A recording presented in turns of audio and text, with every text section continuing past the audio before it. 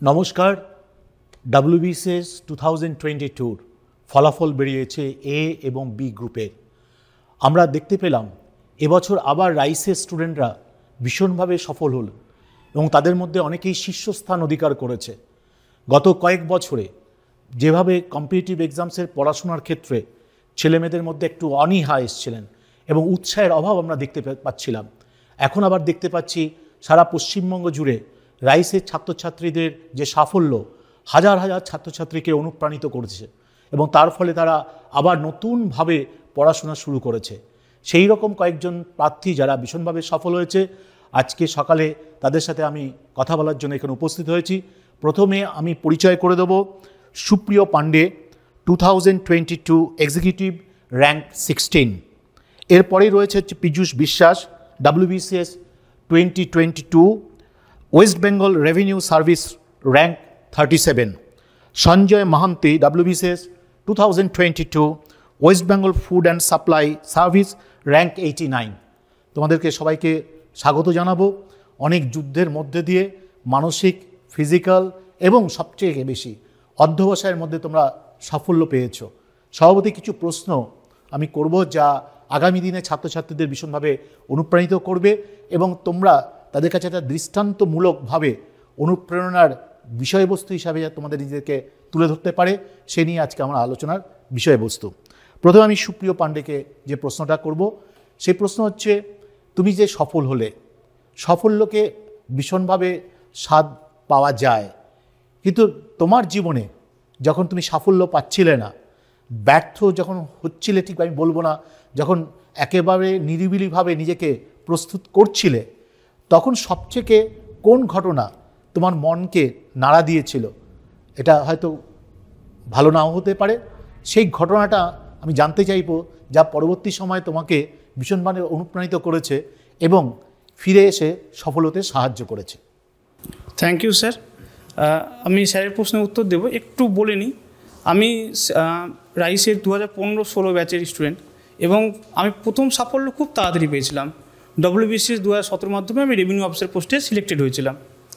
Selected হলাম 19 সালে, আমি জয়েন করলাম। তারপরে একটা দীর্ঘ সময় গেছে, স্যার যেটা বললেন, বারবার আমি পরীক্ষা দিয়েছি, ব্যর্থ হয়েছি, ফিরে এসেছি, আবার নতুন করে শুরু করেছি। এইখানে যেমন মোটিভেশন যেমন ছিল, তেমন অনেক হতাশা, খারাপ লাগা এগুলো ছিল। সমস্যা হচ্ছে যে আপনি যতদিন নিজেকে প্রতিষ্ঠিত করতে না পারছেন, আপনার ট্যালেন্টের মর্যাদা কেউ দেবে না। সেই ঘাত প্রতিঘাত আমিও পেয়েছি। অনেকে অনেক রকম কথা বলেছে, ও পারবে না বা ওর দ্বারা সম্ভব না, কিন্তু এগুলো থাকবে, আমাদের জীবনে এগুলো থাকে। মানুষ সাফল্য পেলে যেমন মাথায় উপরে করে, তেমন যখন হতাশা বা ব্যর্থতা আসে তখন এগুলো আসে সঙ্গে। সেখানে আমাদের রাইসের শিক্ষা খুব অনুপ্রাণিত করেছে। আমি দীর্ঘ 7 বার আমি মেন্স দিয়েছি এবং এটা আমি সত্যি বলছি, আমি যখন পড়াশোনা করেছি সেই রাইসের মেটেরিয়ালসগুলো আমাকে খুব সহায়তা করেছে। আমি রেভিনিউ অফিসার হিসেবে ব্লকে কাজ করি, যথেষ্ট ওয়ার্কলোড থাকে, আমি নিয়মিত প্রতিদিন পড়তে পারি সেটাও বলবো না, কিন্তু আমি যখন পড়াশোনায় ফিরে যাই, রাইসের সেই নোটসগুলো, সেই কোশ্চেনের যে মডিউলগুলো আমি বারবার প্র্যাকটিস করি এবং এটা আমাকে খুব হেল্প করেছে। তো সমিত স্যারের যে মোটিভেশন, সেগুলো আমার মাঝে মাঝে ফিরে ফিরে আসতো। যখন হতাশা ব্যর্থতা হতাম, তখন ওই কথাগুলো মনে পড়তো, নিজেকে অনুপ্রাণিত করতাম যে আমাকে আবার ফিরে আসতে হবে। আমি রাইসে ভর্তি হয়েছিলাম এক্সিকিউটিভে সিলেক্টেড হবো এই স্বপ্ন নিয়ে। স্যারকে ধন্যবাদ, রাইস গ্রুপকে ধন্যবাদ যে আমি আজকে আমার স্বপ্নকে বাস্তবায়িত করতে পেরেছি এবং সেখানে অনেক ঘাত প্রতিঘাত ছিল, কিন্তু স্যার আমি ফিরে এসেছি আপনাদের অনুপ্রেরণা, আপনাদের কথাবার্তা এবং আপনাদের যে ক্লাস নোটস, যে পড়াশোনা, সেগুলো আমাকে আজকে বাস্তবায়িত করতে সাহায্য করেছে, এক্সিকিউটিভ হিসেবে নিজেকে প্রতিষ্ঠিত করতে সাহায্য করেছে। Thank you sir. পীযূষ বিশ্বাস, WBCS 2022 West Bengal revenue service rank 37। Piyush, আমি তোমাকে বলবো, সাফল্য পাওয়ার পর চারদিকে মানুষ কী হচ্ছে ঘিরে ধরে, জিজ্ঞেস করে কীভাবে সাফল্য আসলো, কিন্তু যখন তুমি রাতের পর রাত একা জেগেছো, ভোরবেলা উঠে পড়েছো, দিনের পর দিন কী হচ্ছে একা এই যুদ্ধটা করতে হয়েছে, তা সেই সময় তোমাকে কোন কোন জিনিস ভীষণভাবে অনুপ্রাণিত করেছে যা তোমাকে এই পরবর্তী সময়ে সফল হতে সাহায্য করেছে?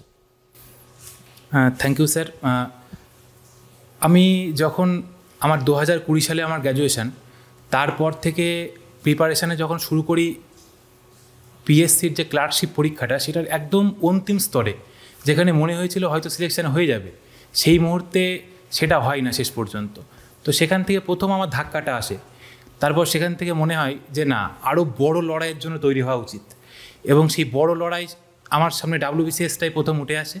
এবং এই লড়াইতে নামার জন্য আমার মনে হয় যে রাইস এডুকেশন এমন একটা প্ল্যাটফর্ম যেখানে আমাকে প্রপার গাইডেন্স এবং ইউজফুল মেটেরিয়ালস পাবো, স্যারেদের ম্যাডামদের তাদের সঠিক গাইডেন্সে অনেক দ্রুত সময়ের মধ্যে প্রিপারেশানটা কমপ্লিট করা সম্ভব হবে।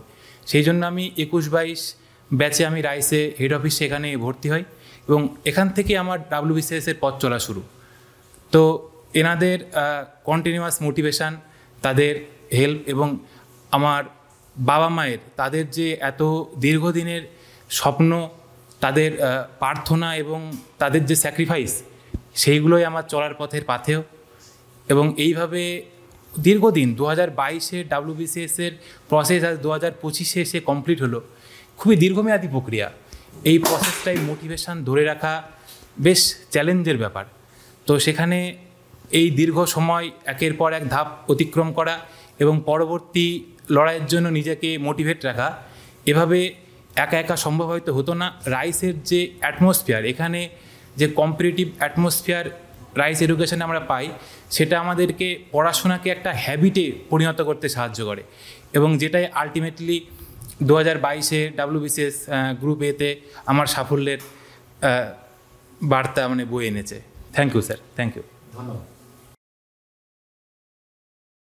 Sanjay Mahanta, WBCS 2022 West Bengal food and supply service, rank 89। দেখো, হাজার হাজার ছাত্রের মধ্যে 100 জনের মধ্যে র্যাঙ্কে আসা, এটা কিন্তু ভীষণ কৃতিত্বের। তা আজকে যখন তুমি সফল হয়েছো, এই সাফল্যের মূল রসায়ন কি এবং কিভাবে তুমি নিজেকে তৈরি করেছো, সেটা যদি তুমি একটু বলো, তাহলে আগামী দিন যারা কি হচ্ছে পরিশ্রম করছে এবং তারাও কি হচ্ছে একা একা এই যে সাফল্যের যে যাত্রাপথ, সেটা মাত্র কি হচ্ছে যাত্রা শুরু করেছে, সেটা নিয়ে তুমি একটু তোমার ধারণা বলো। নমস্কার স্যার, আমি রাইসে অ্যাডমিশন নিয়েছি 2016 এন্ডে। আমার গ্র্যাজুয়েশনও শেষ হয় 2016 সালে। তো আমি 2018 থেকে মেন্স দিয়ে যাচ্ছি WBCS-এর। তো এটা আমার 5th মেন্স। তো আমার যেটা সবথেকে বড় ধাক্কা লাগে, 2019-এর মিসলেনিয়াস মেন্স আমি দেওয়ার পর ভেবেছিলাম যে আমার ইন্টারভিউতে কল আসবে, কিন্তু স্যার আমি 1 মার্কের জন্য ইন্টারভিউতে কল পাইনি। তো স্যার সেই দিন আমি আমার মোবাইলের নোটপ্যাডে লিখে রেখেছিলাম, তারপরেই 2022-এর মেন্সটা হয়েছে যে আমি WBCS গ্রুপেতে আমি সিলেকশন নেবই। তো হয়তো একটু মার্কসের জন্য আমার এক্সিকিউটিভটা হাতছাড়া হয়ে গেছে, কিন্তু স্যার লড়াইটা এখনও জারি আছে। 2023-এর মেন্সটাও দেওয়া আছে। আমি বলবো স্যার, রাইসে আমার এই সাফল্যের পেছনে স্যার রাইসের অবদান অনেকটাই আছে। রাইসে যেভাবে পড়াশুনো হয়, CCO, রাইসের মক টেস্ট, রাইসের মিশন 150 আমাকে সব দিক থেকে সাহায্য করেছে। আমার ব্যাচ ছিল 2016-17, আর আমি আজকে ইন্টারভিউতে কল পেয়েছি 2022-এর 25 সালে। তো এতদিন পরে যে রাইস থেকে যে আমি ইন্টারভিউ গাইডেন্সটা যে পেয়েছি স্যার, সেটা কথায় মানে প্রকাশ করা যাবে না।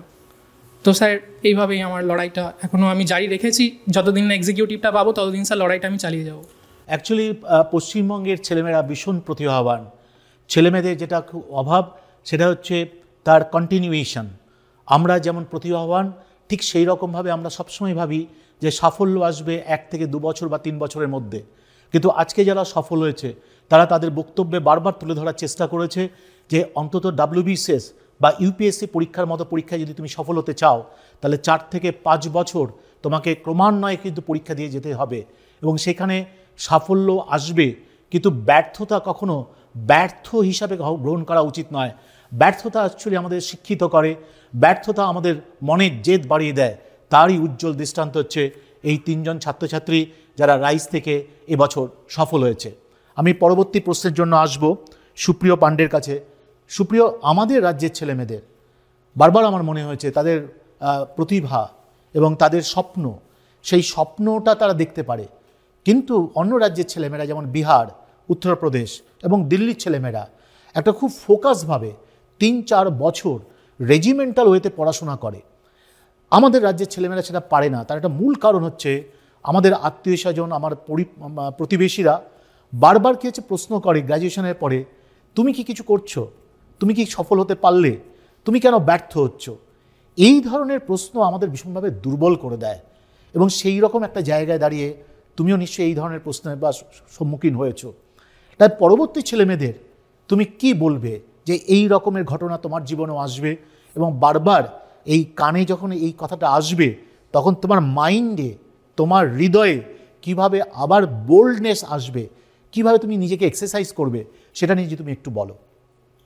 ব্যাপারটা হচ্ছে এই ধরনের কোশ্চেন আসবেই, কারণ মানুষ, আশেপাশের প্রতিবেশী সবসময় যে আমাদের সাফল্যে খুশি হয় তাও না, অনেকে ব্যর্থতায় খোঁচা দিতেও ভালোবাসে, বাস্তব যেটা আমরা পারিপার্শ্বিকে দেখে আসি। তো এগুলোকে নেগেটিভলি নিলে হবে না, এগুলোকে নিজের মোটিভেশন বানাতে হবে যে আমি এগুলোর উত্তর দেব।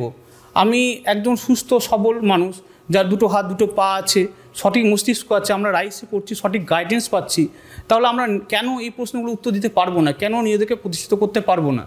হেরে যাওয়াটা কোনো সলিউশন না।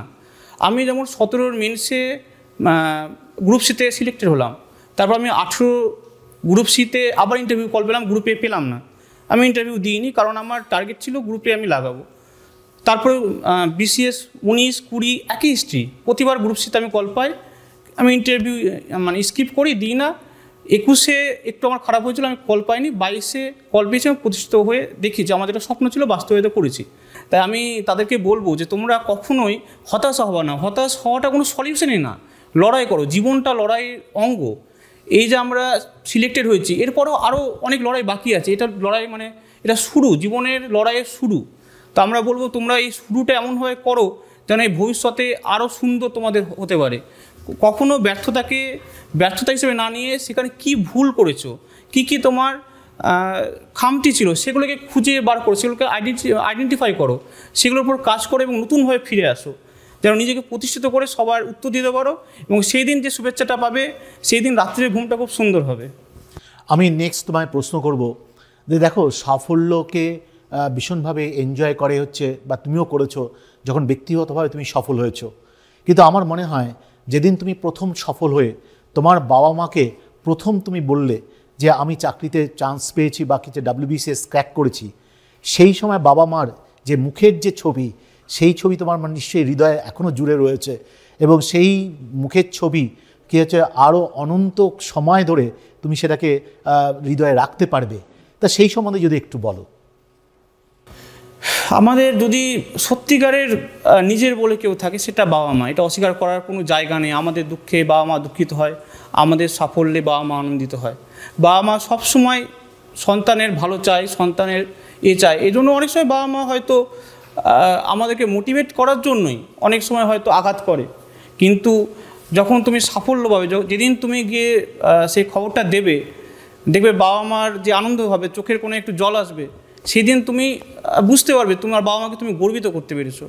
তা এই সুযোগটা কাজে লাগাও, নিজের জন্যও লাগাও, নিজের বাবা মার জন্যও লাগাও। বাবা মা আমাদের জন্যই, তাদের যে জীবনটা আমাদের জন্যই উৎসর্গ করে, সেইটাকে ব্যর্থ হতে দিও না। নিজের জন্য পড়ো, নিজের বাবা মার মুখে হাসি ফোটানোর জন্য পড়ো।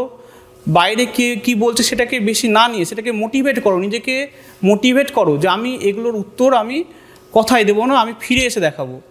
বাবা মাকে গর্বিত করো, এর থেকে বড় কিছু হয় না জীবনে। স্যাটিসফ্যাকশন যদি কিছু থাকে, নিজের স্বপ্ন পূরণ করো, বাবা মায়ের মনে আনন্দ আনো, হাসি আনো, এর থেকে বড় কিছু হতে পারে না। ধন্যবাদ। Thank you sir. আমি পীযূষকে জিজ্ঞেস করব।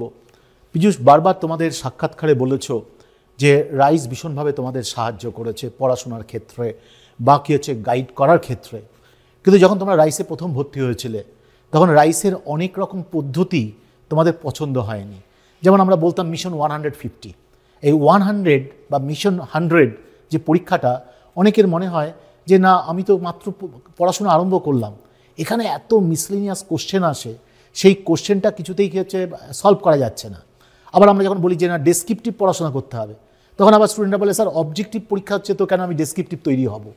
এই যে মাঝে মাঝে ছাত্রছাত্রীরাই যে একটা সিদ্ধান্ত নেয়, তাতে আমাদের মিশন এবং ভিশন ভীষণভাবে ডিস্টার্ব হয়ে যায়। কিন্তু তোমরা যেহেতু সফল হয়েছো, তোমাদের এই রাইসের পদ্ধতির ওপর যেভাবে তোমরা ট্রাস্ট রেখেছো এবং দিনের পর দিন যেভাবে পরিশ্রম করেছো এবং আজকে সফল হয়েছো, তার ফলে তোমাদের মনে হয়েছে যে রাইস যখন কি হচ্ছে হোমওয়ার্ক চায়, রাইস যখন ক্লাস টেস্ট চায়, মাঝে মাঝে হচ্ছে মন একটু খারাপ হয় বটে, যে এত এত বয়স্ক ছেলেমেয়ের সামনে আমাকে কি হচ্ছে এরকম চাওয়াচাই করছে কেন। তা আজকে তুমি সফল হয়েছো, সেটা তুমি যদি একটু বলো যে রাইসের পদ্ধতির মধ্যে থেকে নিজেকে কিভাবে তুমি অ্যাডজাস্ট করেছো এবং কিভাবে সফল হয়েছো সেটা জানতে চাই। স্যার, রাইস যেহেতু অনেক দিন ধরে এই WBCS যে এক্সামটা, এটাতে তাদের এখান থেকে সঠিক এবং সাকসেসফুল ক্যান্ডিডেট দিনের পর দিন অসংখ্য বেরিয়ে আসছে। অতএব তাদের এই পরীক্ষাটায় মেনলি এক্সপার্টাইজ আছে কিভাবে ছেলে মেয়েদেরকে সাফল্যের সিঁড়ি পর্যন্ত পৌঁছে দেওয়া যায়। অতএব আমার মনে হয় যারা WBCSটাকে পাখির চোখ করছে তাদের অবশ্যই রাইসের এই প্রসেসটার উপরে ট্রাস্ট রাখা উচিত এবং প্রসেসটা ফলো করা উচিত। যদি WBCSটাকে লক্ষ্য হিসাবে এগোতে হয় তাহলে এখানে এখনও যেহেতু ওল্ড প্যাটার্ন রয়েছে, আমাদের MCQ প্র্যাকটিসটা তো আটমোস্ট ইম্পর্ট্যান্ট, ওটা তো গুরুত্ব দিতেই হবে। তার সঙ্গে এটা আমি বলবো যারা নতুন আগামীর অ্যাসপারেন্ট ভাই বোন আমার সমবয়সী, তারা কখনোই যেন আমাদের যে মেন্সের ডেসক্রিপটিভ পেপার 1 এবং 2 ল্যাঙ্গুয়েজ পেপার, এই দুটোকে যেন নেগলেক্ট না করে। এটা কিন্তু খুব গুরুত্বপূর্ণ এবং এটাই ফাইনালি পার্থক্য সৃষ্টি করে দেয় সাফল্য এবং ব্যর্থতার মধ্যে। অতএব প্রথম থেকেই যেমন MCQ প্র্যাকটিস সাবজেক্ট ওয়াইজ করতে হবে, তেমনই ল্যাঙ্গুয়েজ পেপারগুলোকেও সমান গুরুত্ব দিয়ে পড়ার দরকার।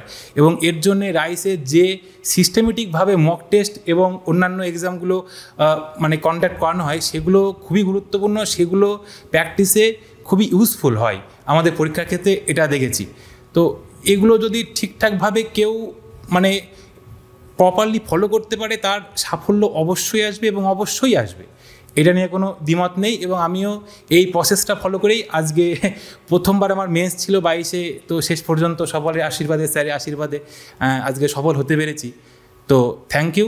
এবং আগামীর যারা অ্যাসপারেন্ট তারা অবশ্যই এই প্রসেসের মধ্যে আসো এবং এটার উপরে বিলিভ রেখে, নিজেদের এবিলিটির উপরে ভরসা রেখে তারা প্রিপারেশন চালিয়ে যাও, অবশ্যই সাকসেস তাদের হাতে আসবে। Thank you. আমি আরেকটা প্রশ্ন তোমাকে করব, সেটা হচ্ছে আমি একটু আগেই বলছিলাম যে আমাদের সাফল্য ব্যক্তিগতভাবে নিজেদেরকে একটা স্বীকৃতি দেয়, কিন্তু সবথেকে কাছে যে বাবা মা থাকে। কারণ আমি নিজে জানি যে রাইসে যারা পড়তে আসে তাদের সবাই তো মধ্যবিত্ত পরিবার থেকে আসে। প্রথম যখন ফিসটা দেয় সেই ফিসটা কিন্তু বাবা মারা কষ্ট করেই দেয় কিন্তু, এবং সেই কষ্টের যে ভাবনাটা, সেই ভাবনাটা তোমাদের মতো সফল ছাত্রছাত্রীরা নিশ্চয়ই মনে রেখেছো। নাহলে কী হচ্ছে, কারণ বাবা মা মায়না পাওয়ার পর অর্ধেক মায়না কখনো চাইবে না, কিন্তু বাবা মা সবসময় জানতে চায়, বলতে চায় যে দেখো আমার ছেলেমেয়েরা যখন কেউ জিজ্ঞেস করে আপনার ছেলে মেয়ে কী করছে, তখন কিন্তু তারা বলতে পারে যে আমার ছেলে WBCS অফিসার হয়েছে। এই যে গর্বটা যেদিন তুমি প্রথম ক্র্যাক করলে, তখন বাবা মার মুখে দেখে তোমার কেমন প্রশান্তি আসলো তোমার মনে, সেটা যদি একটু শেয়ার করো। স্যার, আমাদের বাবা মা তাদের জীবনটায় আমাদের মুখ পানে তাকিয়েই বেঁচে আছে। তাদের সমস্ত আশার মূল কেন্দ্র হলাম আমরা ছেলেমেয়েরা। তো এটা আমাদের কর্তব্যের মধ্যে পড়ে তাদেরকে কিছু ফিরিয়ে দেওয়া, এবং এক্ষেত্রে একটা বড় সাফল্য তাদের আশ্বাস দেওয়া, এর থেকে বড় কিছু প্রতিদান হতে পারে না আমাদের ছেলে মেয়েদের পক্ষ থেকে। এবং আমার মনে হয় বাইরে কে কি বলবে, নানা ক্ষেত্রে নানা ডিমোটিভেট কথাবার্তা আসবে, এসবে কান দেওয়ার তো কোনো প্রয়োজনই নেই। এবং বাড়ির যে মানুষগুলো যারা আমাদের মুখ পানে তাকিয়ে বেঁচে আছে, তো তাদের মুখটা মনে রাখলে আমার মনে হয় না বাইরের কোনো এক্সটার্নাল মোটিভেশনের প্রয়োজন হয় আমাদের এই পরীক্ষা ক্র্যাক করার জন্য। এবং এই মানুষগুলোকে যে স্বস্তির দিনটা দেওয়া, এতদিন অপেক্ষা, এত ধৈর্য, এত স্যাক্রিফাইসের পর, সেটাই তো আমাদের আলটিমেট সাফল্য। এবং এই জন্য মনে হয় বাইরের কোনো ডিস্ট্রাকশানে কান দেওয়ার কোনো প্রয়োজন নেই। তারা একদম সিস্টেমেটিক্যালি পড়াশোনাটা চালিয়ে যাক ছেলেমেয়েরা, তাহলে অবশ্যই সাফল্য আসবে। আমাদের যে ঘরের মানুষ, আমাদের বাবা মা এবং খুব ক্লোজ মানুষজন, তাদের মুখটা মনে করলেই আমাদের আশা করি প্রয়োজনীয় শক্তি বা রসদ পেয়ে যাওয়া উচিত আমাদের এই দীর্ঘ লড়াইতে টিকে থাকার জন্যে। এবং একটা ছোট্ট লাইন বলবো, যেটা আমি আমার প্রিপারেশনকালে কোনো এক স্যারের মুখ থেকে শুনেছিলাম, এবং এটাই আমার প্রিপারেশনের মূল মন্ত্র বলতে পারেন, যে sincere systematic study secures sure success. Thank you. ধন্যবাদ। সঞ্জয় মহন্ত, তোমাকে আমি যেটা বলতে চাই যে দীর্ঘ 40 বছরে আমরা দেখেছি যে দিল্লি থেকে অনেক ইনস্টিটিউট কলকাতায় এসছে, তাদের ব্রাঞ্চ খুলেছে। সর্বভারতীয় ক্ষেত্রে তারা ভীষণভাবে কিছুটা হলেও অনেক ব্রাঞ্চ খোলার তাদের পরিকল্পনা রূপায়িত করেছে। কিন্তু তারা অনেকেই বলার চেষ্টা করেছে যে 1 বছরের মধ্যেই সাফল্য পাওয়া যায়, 1.5 বছরের মধ্যেই সাফল্য পাওয়া যায়। আমরা একটা সময় আমরা নিজেরা ক্লান্ত হয়ে পড়েছিলাম, যেখানে রাইস বলছিল যে 3 বছরের আগে তুমি চাকরি পাবে না, কিন্তু সেই সমস্ত প্রতিষ্ঠান বলছে 3 মাসের মধ্যে চাকরি পাওয়া যায়, 6 মাসের মধ্যে চাকরি পাওয়া যায়। এবং ছেলেমেয়েরা দৌড়ে গেছে, দৌড়ে গিয়ে কিছু যখন দেখেছে 1 বছরের মধ্যে চাকরি হয়নি, তারা আবার ব্যাক করে রাইসে এসছে এবং সেই প্রতিষ্ঠানগুলো কিছু আবার বন্ধও হয়ে গেছে। তাহলে এই যে তোমার যে অভিজ্ঞতা, রাইস কিন্তু কখনো তোমাকে ভুল পথে চালিত করেনি। তোমাদের হয়তো মনে আছে, প্রথম দিন আমি আমার এই অনুষ্ঠানে বলেছিলাম, রাইস কখনো চাকরি দেয় না। রাইস চাকরি পাওয়ার জন্য, সফল হওয়ার জন্য যে ইকোসিস্টেম, রাইসের যে এক্সপিরিয়েন্স, রাইসের যে সত্যি কথা, কারণ চোখ দেখে মুখ দেখে বলা যায় না যে তুমি 3 মাসের মধ্যে চাকরি পাবে। আমি বারবার বলেছি যে 3-4 বছর তোমাদের পড়াশোনা করতে হবে।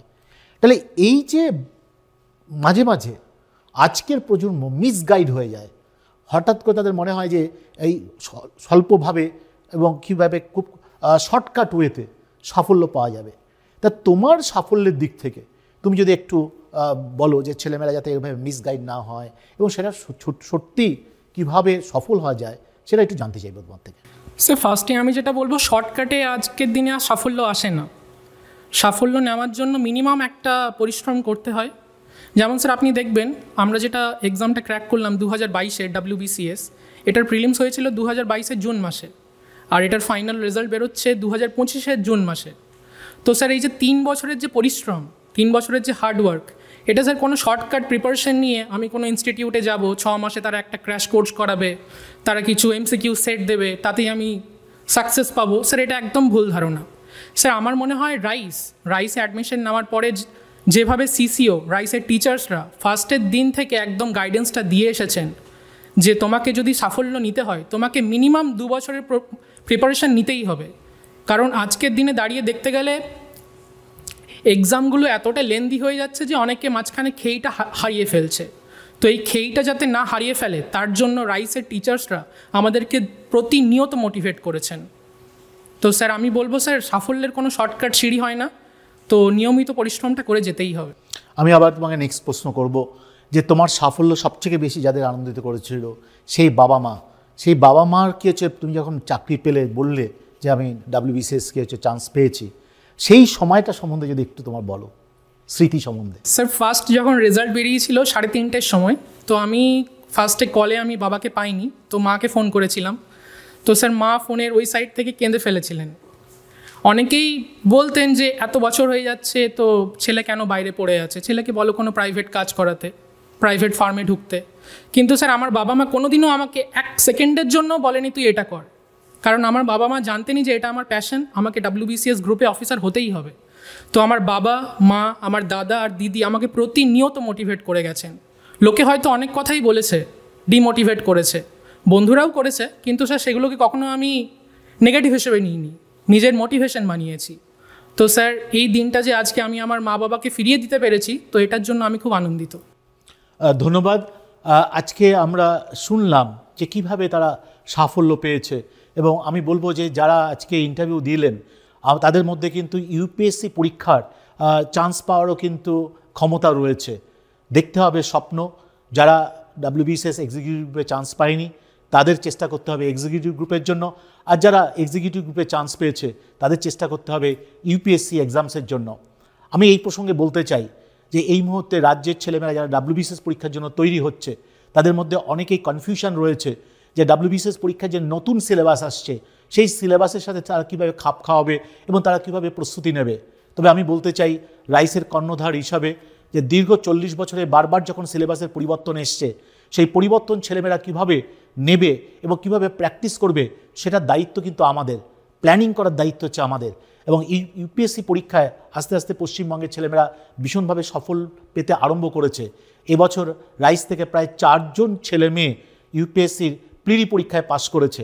এই সময়ের মধ্যে আমরা দিল্লিতে করলবাগে রাইস IAS নতুন প্রতিষ্ঠান তৈরি হয়েছে, এবং দিল্লির বিভিন্ন প্রতিষ্ঠান থেকে যাদের প্রায় 20 বছর 25 বছরের এক্সপিরিয়েন্স রয়েছে তারা আসছে রাইসে ক্লাস নিতে।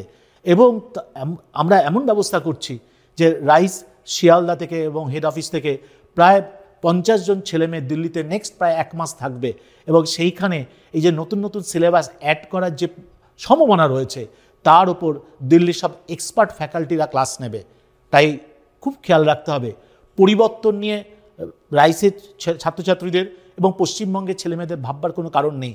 সেই দায়িত্ব হচ্ছে আমাদের, কিভাবে ভালো ফ্যাকাল্টি মেম্বার আসবেন, কিভাবে পশ্চিমবঙ্গ থেকে দিল্লিতে গিয়ে দিল্লির বুকে তারা পড়াশোনা করবে। কারণ ইউপিএসসি পরীক্ষা এবং রাইসে এই 3-4 বছর পড়াশোনা করার ক্ষেত্রে সবচেয়ে যে উৎসাহের যে জায়গাটা সেটা হচ্ছে ইকোসিস্টেম থেকে, অর্থাৎ বন্ধুরা কীভাবে পড়াশোনা করছে রাত জেগে, কতদিন পড়ছে, তার সাথে তার সাক্ষী হয়ে সেটাকে দেখা। আর সেটারই কিন্তু যাত্রা শুরু হয়েছে এবার আমাদের ওই দিল্লির করলবাগ থেকে। তাই আশা রাখি যে এই রকমের সাফল্য ধারা আমরা আবার বজায় রাখতে পারবো এবং দীর্ঘদিন পরে খুব ভালোভাবে এবং উইদাউট কিছু ডাউট, সন্দেহ ছাড়া একটা রেজাল্ট বেরিয়েছে এবং সেইখানে ধন্যবাদ জানাবো যারা রেজাল্ট প্রকাশিত করেছে ঠিকমতো, এবং সেই সাথে সাথে আমাদের পশ্চিমবঙ্গের ছেলেমেয়েরাও কিন্তু আবার সফল হব এই স্বপ্নটাও দেখতে আরম্ভ করেছে। ধন্যবাদ।